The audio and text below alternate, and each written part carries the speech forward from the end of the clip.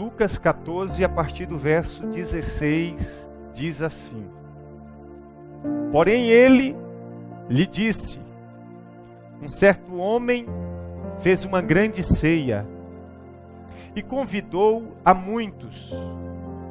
E à hora da ceia, mandou o seu servo chamar os seus convidados. Vinde, que já está tudo preparado. E todos, a uma, começaram a se desculpar. Disse-lhe o primeiro: Comprei um terreno e importa ir vê-lo. Rogo-te que me haja por desculpado. E o outro disse: Comprei 5 juntas de bois e vou experimentá-los. Rogo-te que me haja por desculpado. E o outro disse: Casei e, portanto, não posso ir. E voltando aquele servo, anunciou estas coisas ao seu senhor. Então o pai de família, indignado, disse ao seu servo: Sai depressa pelas ruas e bairros da cidade, e trazei aqui os pobres, aleijados, mancos e cegos. E disse o servo: Senhor, tenho feito como mandaste, e ainda há lugar. E disse o Senhor ao servo: Sai pelos caminhos e valados, e força-os a entrar, para que a minha casa se encha. Porque eu vos digo que nenhum daqueles homens que foram convidados provará da minha ceia. Assentai-vos. Queridos, eu tenho uma palavra de salvação nesta noite. Esse texto relatado por Jesus ilustra uma grande ceia. E quando a gente vai olhando para esse texto, a gente vai se descobrindo dentro dele. E a gente vai entendendo o quanto esse texto é atual aos nossos dias. O quanto esse texto fala acerca da nossa vida. Jesus falava acerca de um grande banquete, de uma grande ceia, e ele, diante dos fariseus, dos doutores da lei, ele profere esta palavra. E ele diz assim: Porém, ele disse, um certo homem preparou uma grande ceia, um grande banquete, e este homem manda chamar os seus convidados. Então ele chama o seu servo e diz: Olha, vai chamar os convidados para o banquete. Vai chamar os convidados para a grande ceia. Porque já está tudo preparado.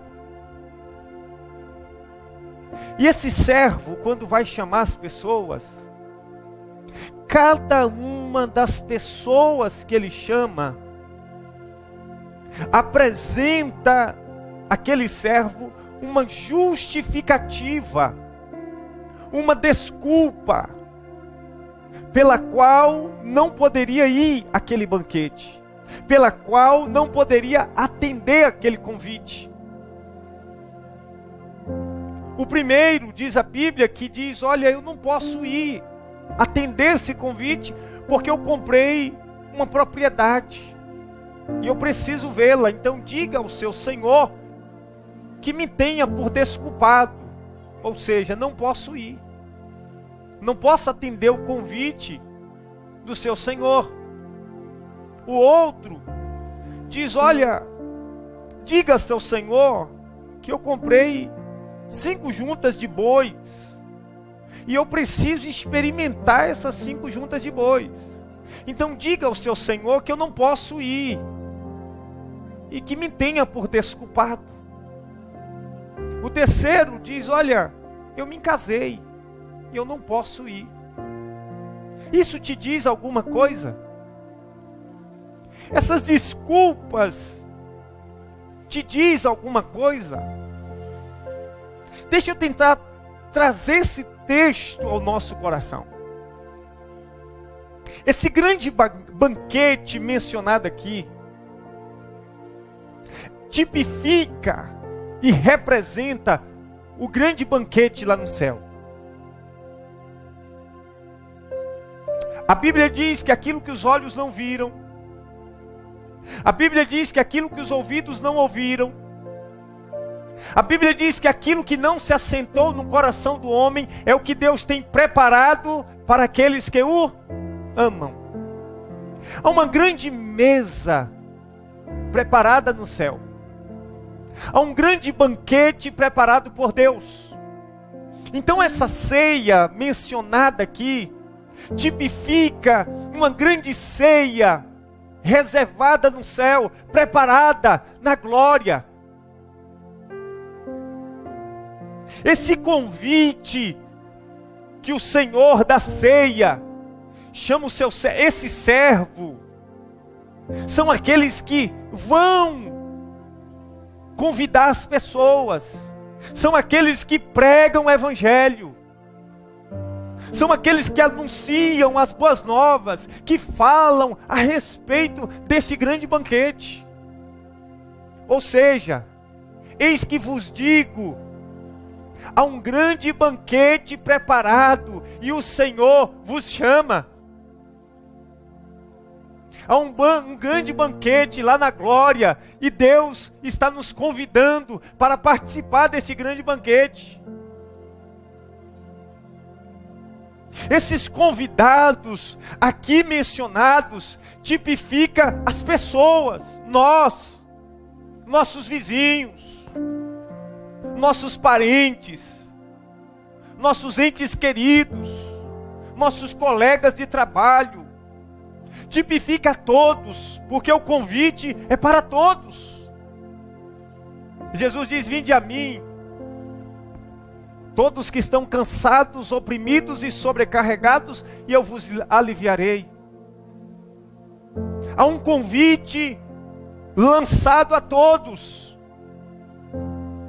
Essas desculpas mencionadas por estes que foram convidados tipifica também as nossas desculpas. Você já convidou alguém para ir na igreja? Hoje eu não posso, porque eu tenho que fazer isso. Olha, hoje não dá não. Deixa para uma outra ocasião. Não é assim? Você chama alguém para ir para a igreja, para adorar a Deus, para buscar o Senhor. A pessoa diz assim: rapaz, eu não posso hoje, que eu tenho que fazer isso. Eu não posso hoje, porque eu tenho que fazer aquilo. Eu não posso hoje, porque amanhã eu tenho que acordar cedo. Perceba que esse texto é muito atual aos nossos dias. E que este texto denuncia para nós as prioridades de cada um de nós. Qual era a prioridade do primeiro aqui mencionado nesse texto? A sua prioridade era a sua propriedade que ele acabara de adquirir. Esse texto não está dizendo para nós que é errado possuir alguma coisa. Esse texto não está dizendo para nós que é errado possuir uma propriedade, que é errado possuir bois, que seja errado casar. Mas esse texto está dizendo para nós que é errado ter essas coisas como prioridade. E nesse texto eu te pergunto: o que tem sido prioridade na tua vida? Esse é o cerne dessa mensagem. O que tem sido prioridade na minha vida? O que tem sido prioridade na sua vida? Será que o reino de Deus tem sido prioridade para mim? Será que Deus está em primeiro lugar na minha vida? Será que Deus tem sido prioridade na sua vida? Tem estado em primeiro lugar na sua vida? Já perceberam que as coisas desta vida têm assumido o lugar de Deus nos nossos corações? que nós temos dado mais prioridade aos nossos afazeres, que nós temos dado mais prioridade àquilo que nós possuímos, os nossos bens materiais, as nossas conquistas, que nós muitas vezes estamos ocupados demais com os nossos bois. Pastor, eu não tenho boi não, pastor. Mas alguma coisa tem representado, esses bois tipifica alguma coisa na sua vida. Tipifica as tuas conquistas, aquilo que você tem adquirido. Pastor, mas eu não comprei nenhum terreno não. Mas esse terreno aqui mencionado está exemplificando alguma coisa que está te impedindo de buscar a Deus. Aonde você tem colocado o teu coração. Jesus falou, onde estiver o vosso tesouro, aí também estará o vosso coração. O grande problema, queridos, é que nós nos perdemos com aquilo que temos. É que nós colocamos o nosso coração em propriedades. É que nós colocamos o nosso coração no dinheiro. É que nós colocamos o nosso coração naquilo que adquirimos.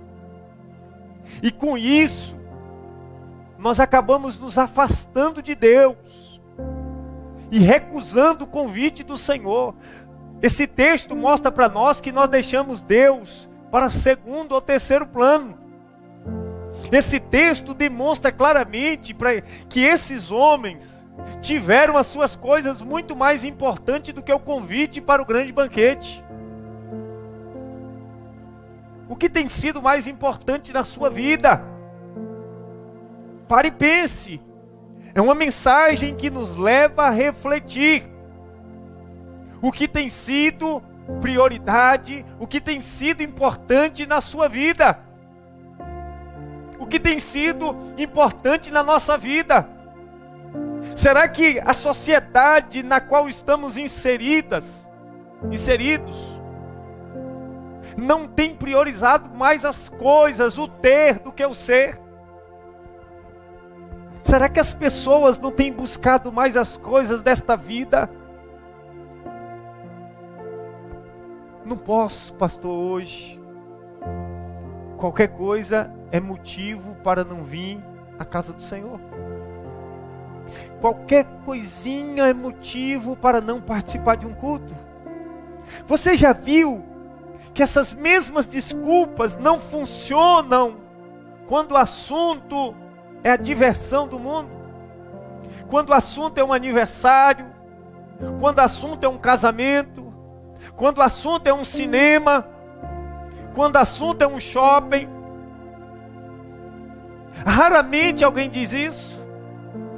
Mas eu te pergunto, esse primeiro que deu a primeira desculpa, comprei um campo e preciso ir vê-lo. Observe, será que ele não poderia ver em um outro dia? Claro que poderia. Esse segundo que diz, comprei 5 juntas de bois e preciso experimentá-los. Será que ele também não poderia experimentar num outro dia? Claro que poderia. A questão é que o nosso coração não está no céu. A questão é que o nosso coração está na terra. Essa é a questão. Você sabe qual é a verdade, queridos?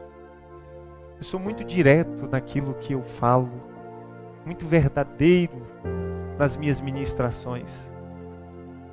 Esses que aqui estão sendo mencionados e exemplificados, fala muito a respeito de nós. Porque esses homens rejeitam o convite para um grande banquete. Assim como hoje, muitos têm rejeitado o convite para um grande banquete.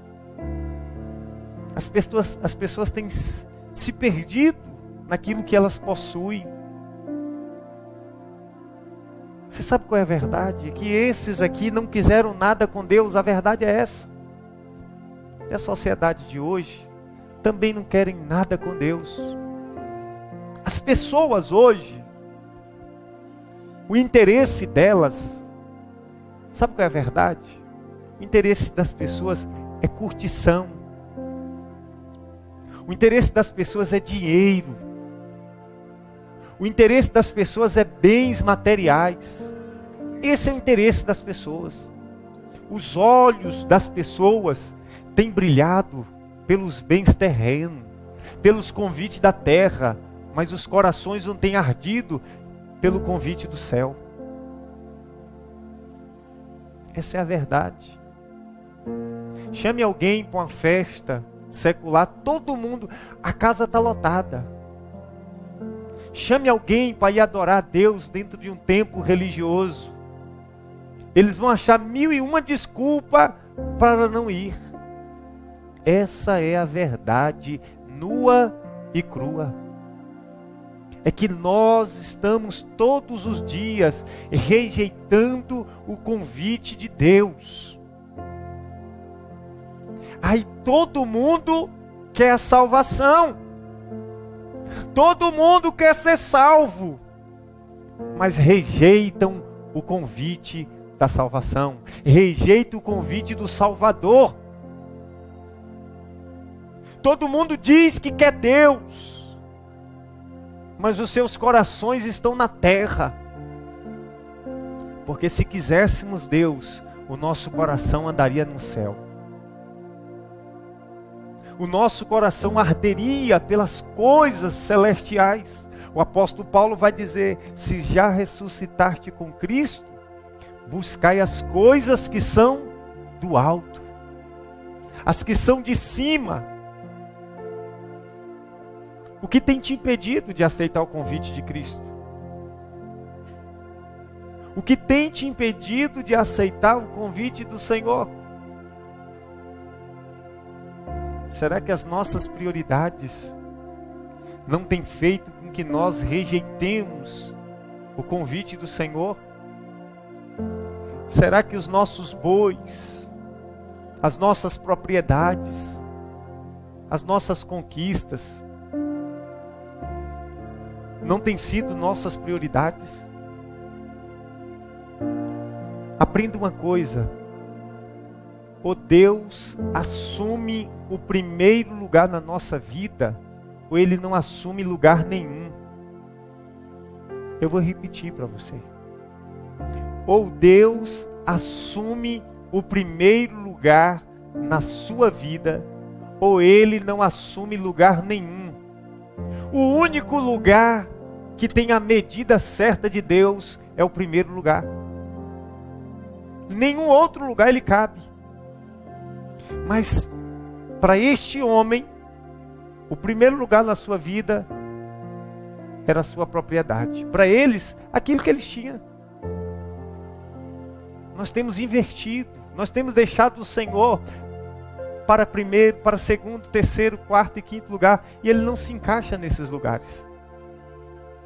Jesus, Ele vai dizer acerca dessas conquistas, Ele vai dizer assim: por que vocês andam solícitos, ansiosos, acerca da vossa vida e do vosso corpo? Acerca da vossa vida, quanto o que haver de comer, ou pelo que haver de beber? Acerca do vosso corpo, pelo que haver de vestir? Não é a vida mais importante do que o alimento? E o corpo mais importante do que as vestimentas? E ele vai dizer lá no versículo 33 do capítulo 6 de Mateus: buscai em primeiro, em qual lugar? Primeiro lugar, o reino de Deus e a sua justiça, e todas as coisas vos serão acrescentadas. Mas nós, assim como esses que rejeitaram o convite,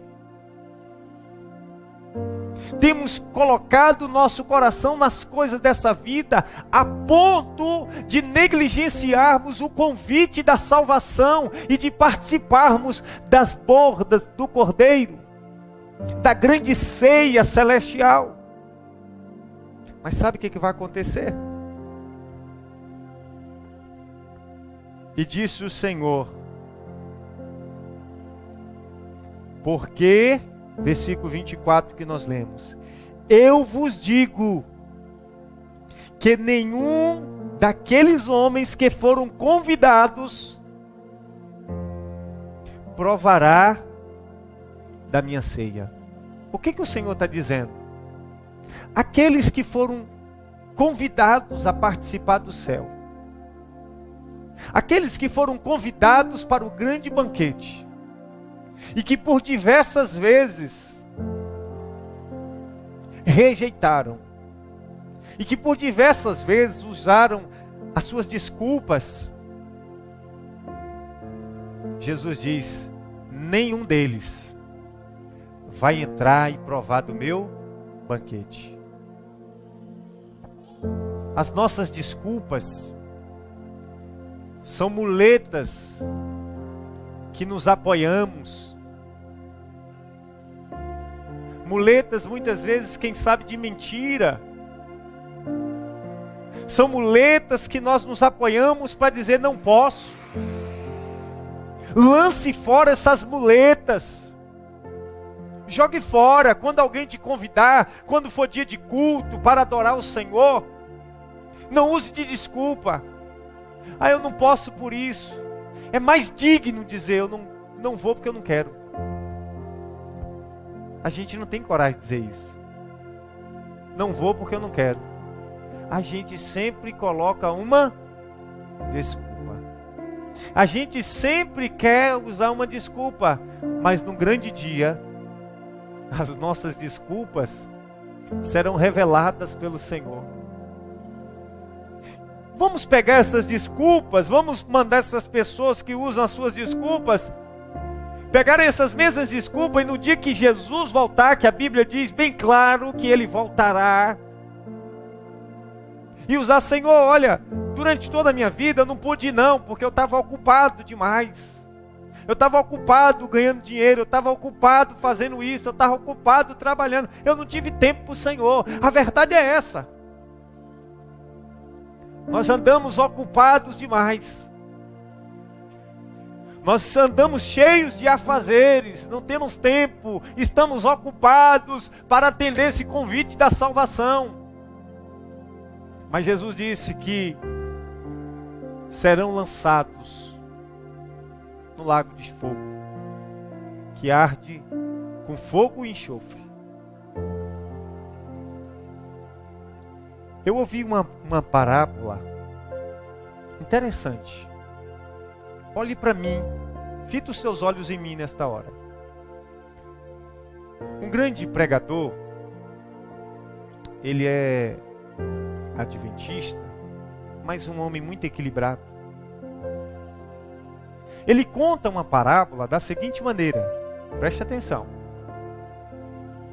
Diz a história que um jovem, um homem, cometeu um crime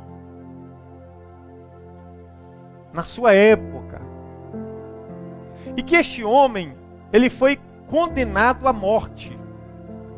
Veja bem, ele foi condenado à morte. E lançaram ele na prisão para posteriormente ser enforcado, por causa desse crime que ele havia cometido. E a população acabou clamando por ele, para que o governador não matasse aquele jovem, não matasse aquele homem, não enforcasse por causa daquele crime. O governador, um tanto que comovido, foi lá na prisão visitar aquele jovem, aquele homem. Pegou uma Bíblia, pegou uma carta